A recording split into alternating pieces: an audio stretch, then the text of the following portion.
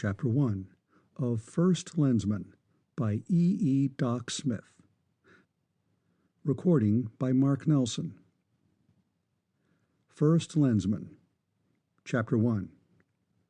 The visitor, making his way unobserved through the crowded main laboratory of the hill, stepped up to within 6 feet of the back of a big Norwegian, seated at an electrono-optical bench. Drawing an automatic pistol, he shot the apparently unsuspecting scientist 7 times, as fast as he could pull the trigger, twice through the brain, 5 times closely spaced through the spine.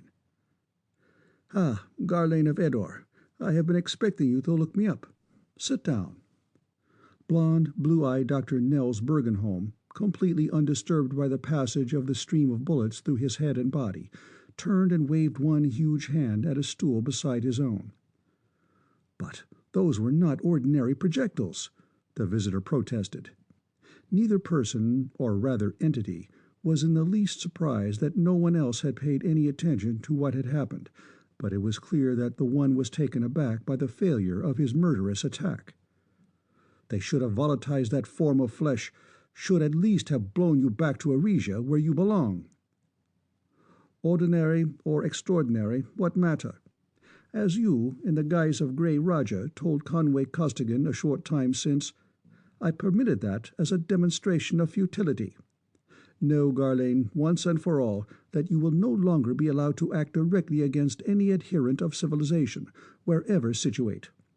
We of Arisia will not interfere in person with your proposed conquest of the 2 galaxies as you have planned it, since the stresses and conflicts involved are necessary, and I may add sufficient, to produce the civilization which must and shall come into being. Therefore, neither will you or any other Edorian so interfere. You will go back to Edor, and you will stay there." "Think you so?"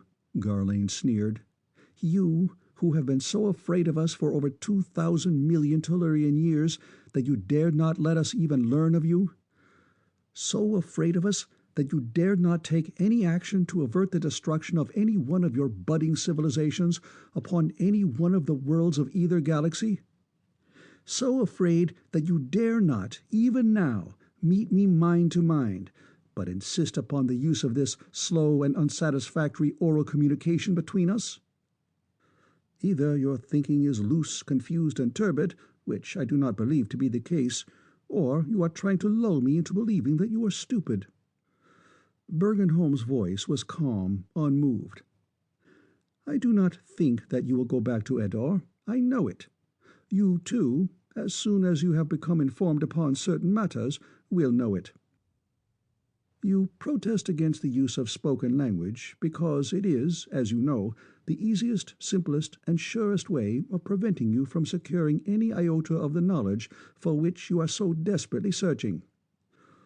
As to a meeting of our 2 minds, they met fully just before you, operating as Grey Roger, remembered that which your entire race forgot long ago. As a consequence of that meeting, I so learned every line and vibration of your life pattern as to be able to greet you by your symbol, Garlane of Edor, whereas you know nothing of me, save that I am an Arisian, a fact which has been obvious from the first." In an attempt to create a diversion, Garlane released the zone of compulsion which he had been holding, but the Arisian took it over so smoothly that no human being within range was conscious of any change. "It is true that for many cycles of time we concealed our existence from you," Bergenholm went on without a break. "Since the reason for that concealment will still further confuse you, I will tell you what it is. Had you Edorians learned of us sooner, you might have been able to forge a weapon of power sufficient to prevent the accomplishment of an end which is now certain. It is true that your operations as Lo Sung of Uygar were not constrained. As Mithridates of Pontus, as Sulla, Marius, and Nero of Rome, as Hannibal of Carthage, as those self-effacing whites, Alsaxerxes of Greece, and Menocoptes of Egypt, as Genghis Khan and Attila and the Kaiser and Mussolini and Hitler and the tyrant of Asia, you were allowed to do as you pleased.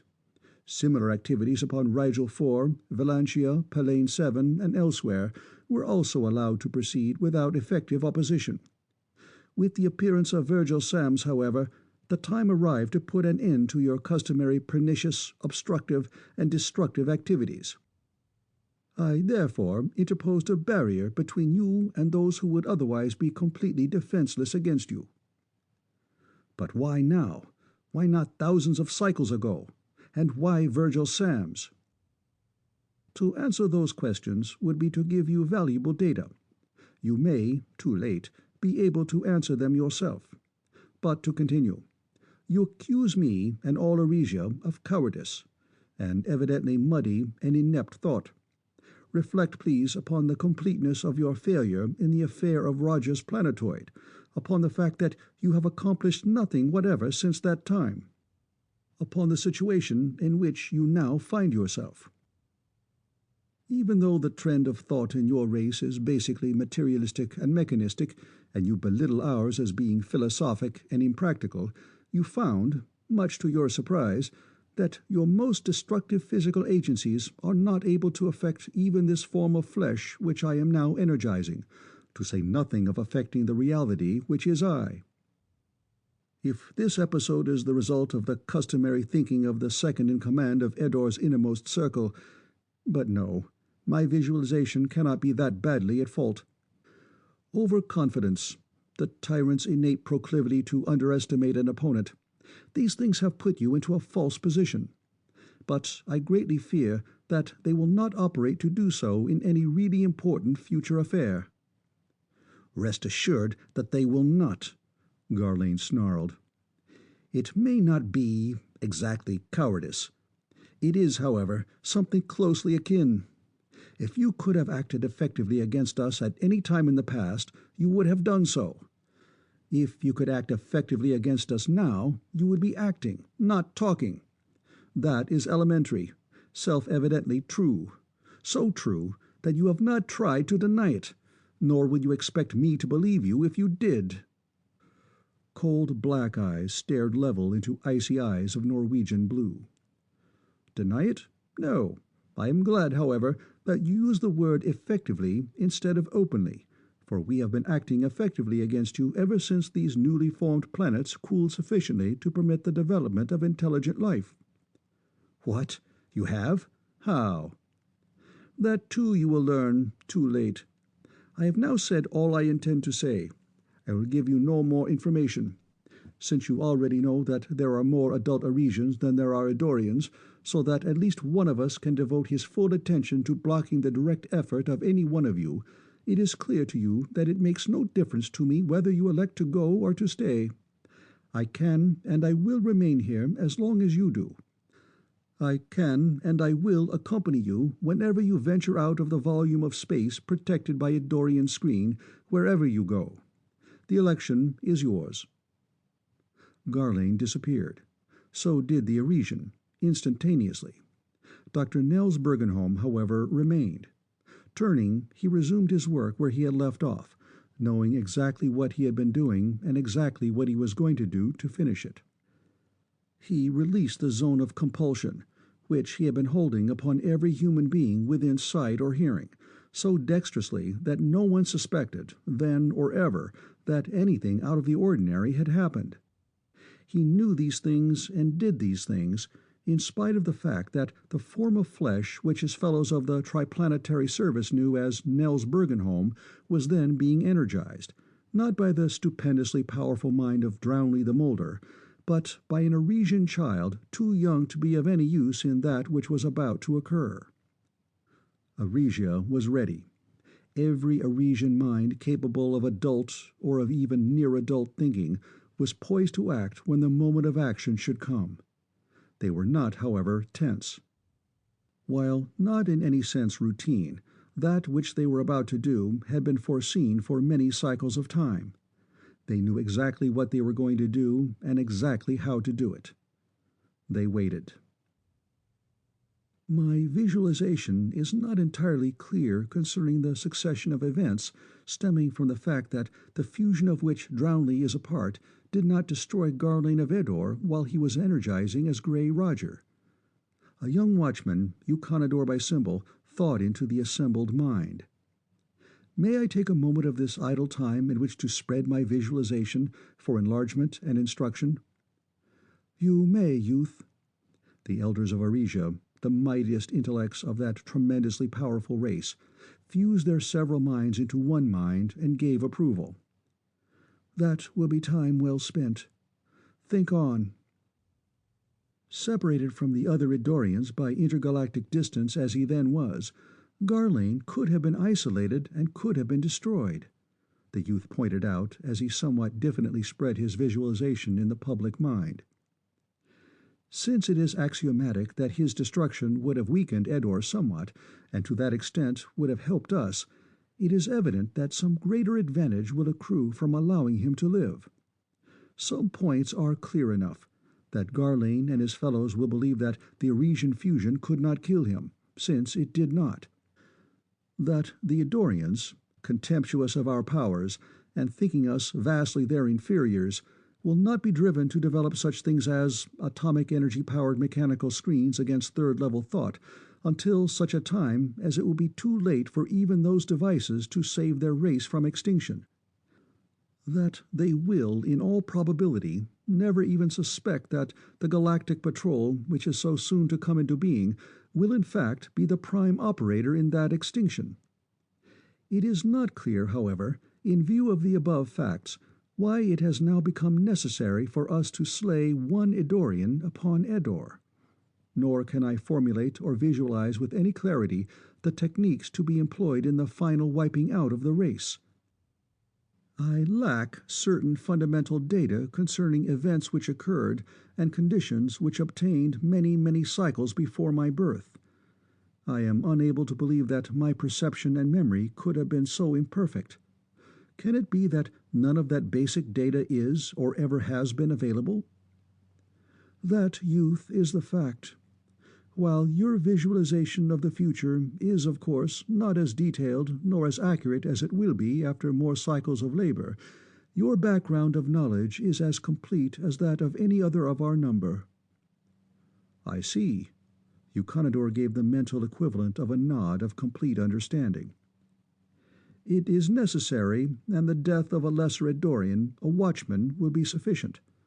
Nor will it be either surprising or alarming to Edor's innermost circle that the integrated total mind of Arisia should be able to kill such a relatively feeble entity. I see. Then silence, and waiting. Minutes, or days, or weeks, who can tell? What does time mean to any Arisian? Then Drownley arrived in the instant of his leaving the hill. What matters even intergalactic distance to the speed of thought? He fused his mind with those of the three other moulders of civilization. The massed and united mind of Arisia, poised and ready, awaiting only his coming, launched itself through space. That tremendous, that theretofore unknown concentration of mental force arrived at Edor's outer screen in practically the same instant as did the entity that was Garlane. The Idorian, however, went through without opposition. The Arisians did not. Some 2,000 million years ago, when the coalescence occurred, the event which was to make each of the two interpassing galaxies teem with planets, the Arisians were already an ancient race. So ancient that they were even then independent of the chance formation of planets.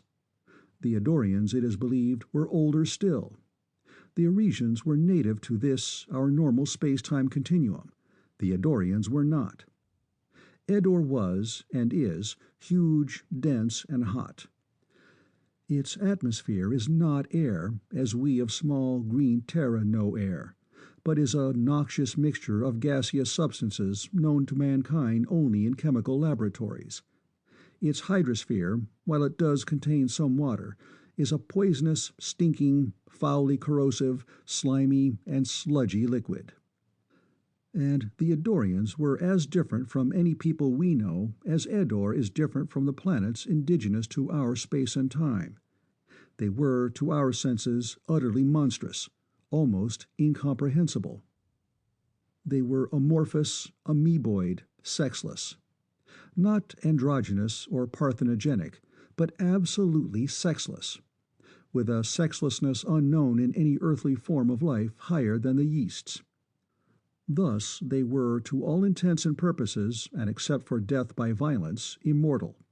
For each one, after having lived for hundreds of thousands of Tellurian years, and having reached its capacity to live and to learn, simply divided into two new individuals, each of which, in addition to possessing in full its parent's mind and memories and knowledges, had also a brand new zest and a greatly increased capacity. And since life was, there had been competition. Competition for power. Knowledge was worthwhile only insofar as it contributed to power. Warfare began and aged and continued, the appallingly efficient warfare possible only to such entities as those. Their minds, already immensely powerful, grew stronger and stronger under the stresses of internecine struggle. But peace was not even thought of. Strife continued at higher and even higher levels of violence, until two facts became apparent.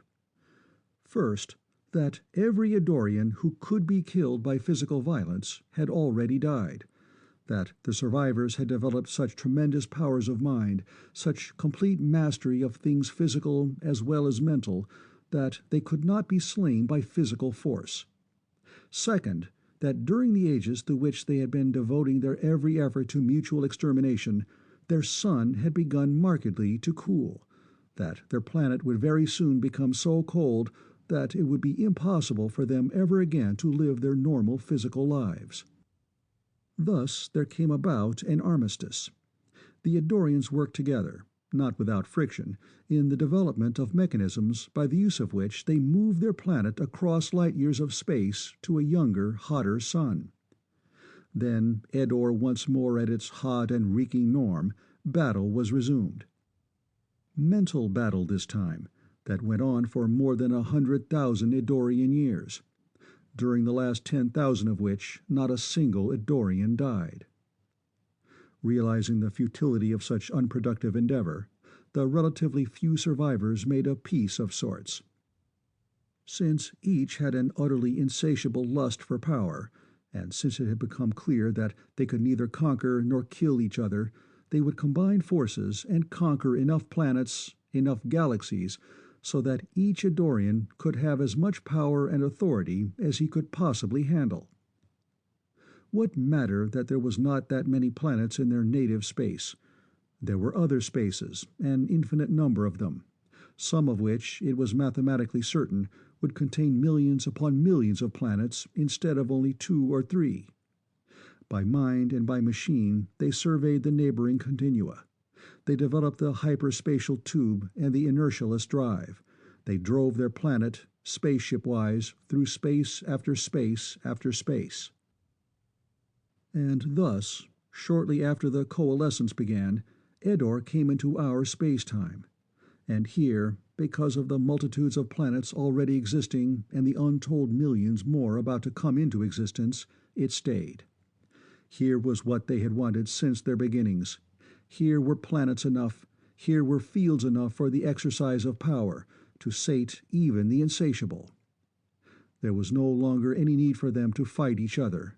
They could now cooperate wholeheartedly, as long as each was getting more, and more, and more. And Philosaur, a young Arisian, his mind roaming eagerly abroad as was its wont, made first contact with the Eddorians in this space. Inoffensive, naive, innocent, he was surprised beyond measure at their reception of his friendly greeting. But in the instant before closing his mind to their vicious attacks, he learned the foregoing facts concerning them. The fused mind of the elders of Arisia, however, was not surprised. The Arisians, while not as mechanistic as their opponents, and innately peaceful as well, were far ahead of them in the pure science of the mind. The elders had long known of the Eddorians and of their lustful wanderings through plenum after plenum. Their visualizations of the cosmic all had long since forecast, with dreadful certainty, the invasion which had now occurred. They had long known what they would have to do. They did it.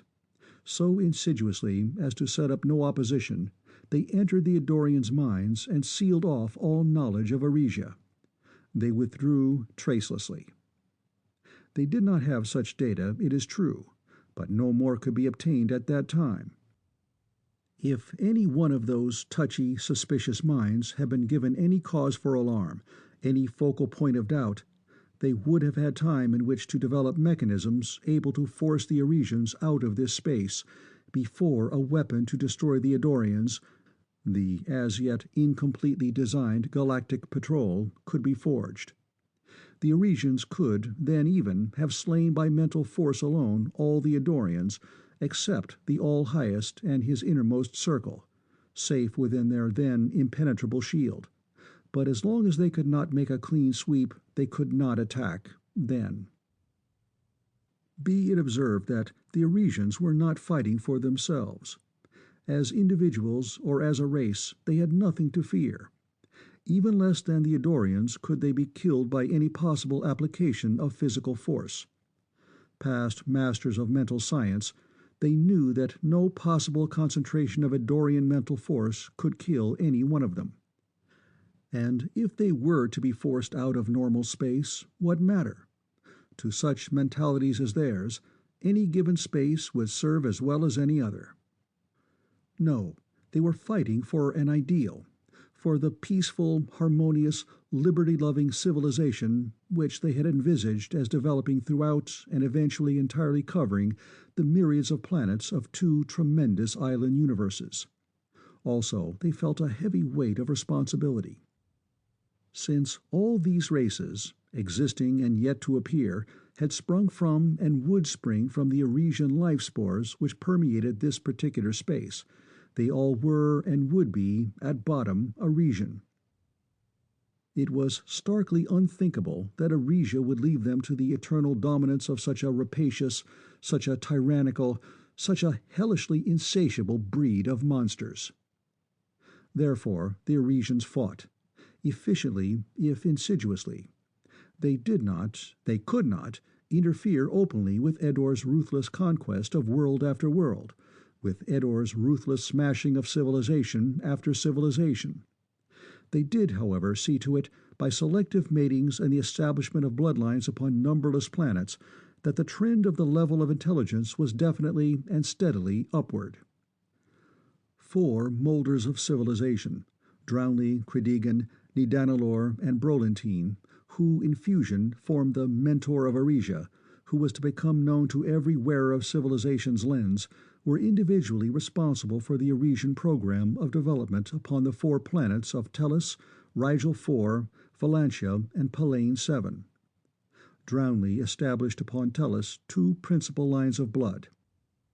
In unbroken male line of descent, the Kinnesons went back to long before the dawn of even mythical Tellurian history. Connexa of Atlantis, daughter of one Kinneson and the sister of another, is the first of the blood to be named in these annals. But the line was then already old. So was the other line, characterized throughout its tremendous length, male and female, by peculiarly spectacular red bronze auburn hair and equally striking gold-flecked tawny eyes. Nor did these strains mix. Drownley had made it psychologically impossible for them to mix until the penultimate stage of development should have been reached. While that stage was still in the future, Virgil Samms appeared, and all Arisia knew that the time had come to engage the Adorians openly, mind to mind. Garlane Roger was curbed savagely and sharply. Every Adorian, wherever he was working, found his every line of endeavor solidly blocked. Garlane, as has been intimated, constructed a supposedly irresistible weapon and attacked his Arisian blocker, with results already told.